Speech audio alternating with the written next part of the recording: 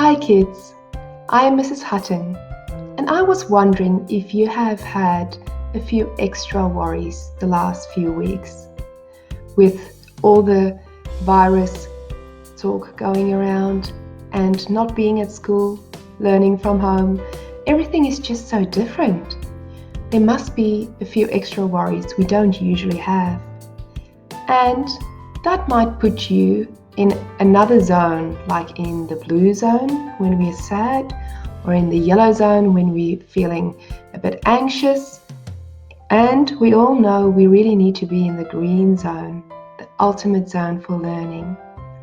I'm here today to give you a strategy to put you back into the green zone when you're at home or when you're at school in the future when we go back.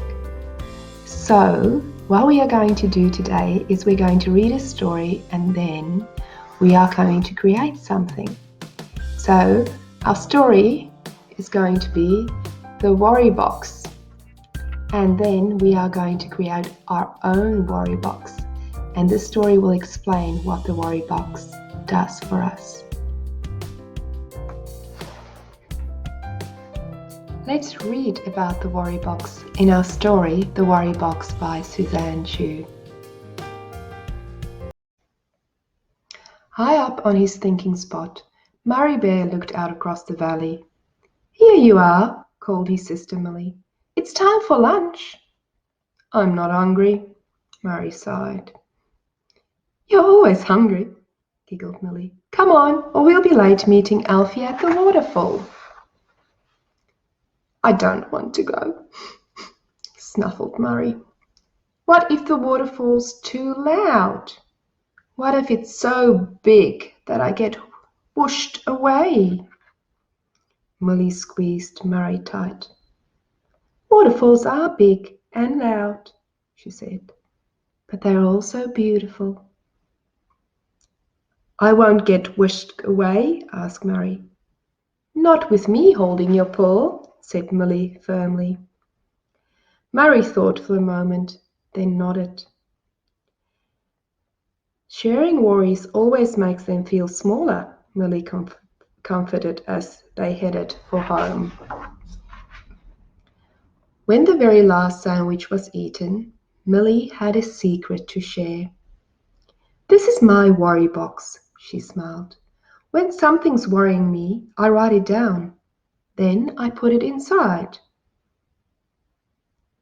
"Does it make your worries disappear?" asked Murray. "Not quite," said Millie. "But when my worries are in the box, they don't stop me having fun. Let's make one for you." "Worries won't stop me," cheered Murray, popping his worry in the box and shutting the lid tight. "Ready?" Millie asked. "Ready," nodded Murray. Skipping along the riverbank, the bears spotted dragonflies dancing above their heads. But soon the river raced faster, and there was a roar of water ahead. "Nearly there," said Millie. "Eek!" Murray squeaked as they rounded the bend. There, sparkling in the sunlight, was the rumbling, tumbling waterfall. "Wow!" gasped Murray, wiping the spray from his nose. Just then there was a shout from the rocks. "It's Alfie!" Millie cheered. Murray took a deep breath. "Let's go and play," he decided. "Last one there gets splashed." The friends were busy counting the fish when they heard a voice calling them. "Yoo-hoo!" cried a rabbit Murray had never met before.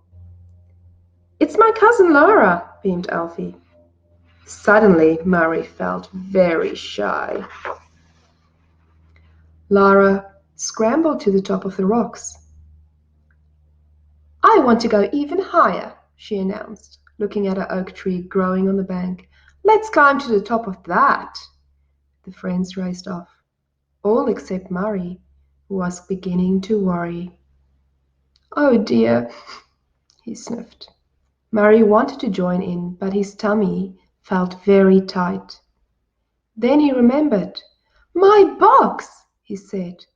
Quickly he scribbled down his thoughts. I'm worried that Lara won't like me. I'm worried that I'm not a very good climber. I'm worried that everyone will laugh at me. Worries won't stop me, he smiled, closing the box and trotting off to the tree.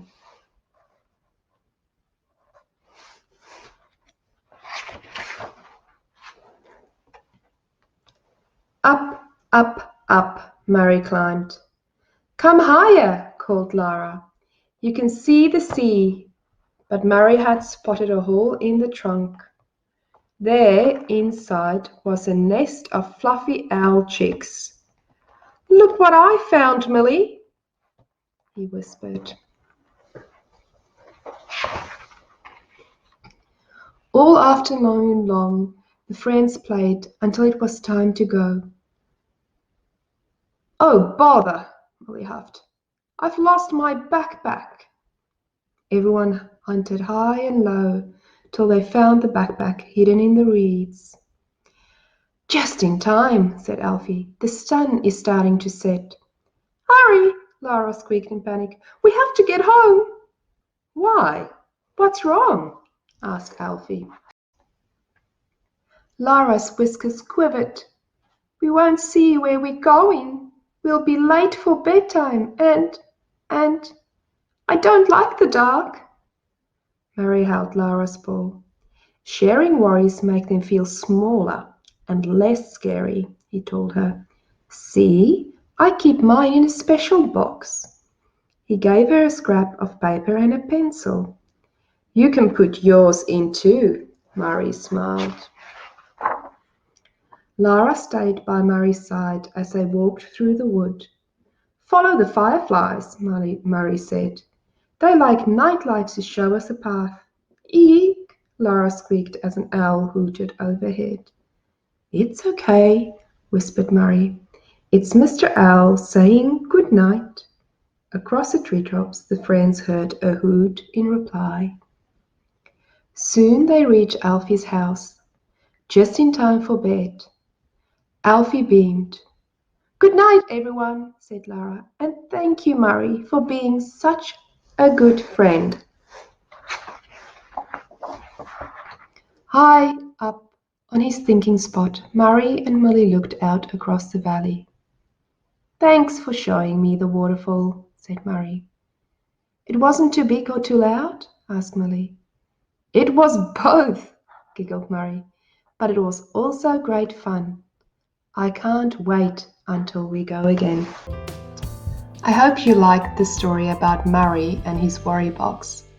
Just a reminder, the worry box is not letting your worries go away. It is holding your worries for you so you could still have fun. Because calm kids worry, but they don't let that stop them. So when you put your worries into the worry box does the worrying for you, and you can go on with your everyday life. So our first step in having a worry box is to get a worry box and decorate it ourselves. You can use any box you find in the house and mum or dad doesn't need anymore, or your carers. Like I have found this box where we received some packaging in, or a shoe box which we can decorate. You might even have a tissue box that you can use after you've done with all the tissues, or even a container, a plastic one that you could use to decorate and put your worries in. So we are going to create a worry box in the first step, and then I'm going to show you what to do with your worries and how to put it in the worry box. Now, to decorate your box, you can have washi tape or paint or even stickers or flowers or anything that you like. I have decorated mine with flowers and butterflies because that makes me feel happy. So the idea is you decorate your box the way you want it. I decided to make it nice and colorful with flowers on. and butterflies flying, silver butterflies, because when I look at my worry box, I want to feel happy because I know my worries are in here and this box is doing the worrying for me. Okay, so after you decorate your box, you can even write worry box on there if you want to. It is up to you. You make it the way you want to make it. Now, what we do is we get scrap pieces of paper and then you write your worry on there. Okay, so I'm going to write my worry on there. I worry about being back at school. And what you're going to do is you're going to fold this piece of paper in half. You can fold it again if you want to as well. Okay, so this is my worry. I wrote it down and now I'm going to place it in my worry box. In it goes, and now my worry box will do the worrying for me. Remember, it's okay to worry. You are allowed to worry. This is just a way to make sure that you can still have fun and not keep on worrying about it. Okay, and there we go. So, tomorrow morning when you wake up, or you could take it out and look at it again. All right, we can read it.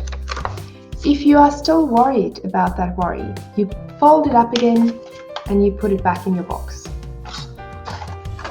But if you are not worried about it, what we're going to do then is you get to tear it up and throw it in the bin. There are worries away. That same worry might return, but that's okay. We just put it back in the worry box to worry for us. And remember, calm kids worry, but they don't let that stop them.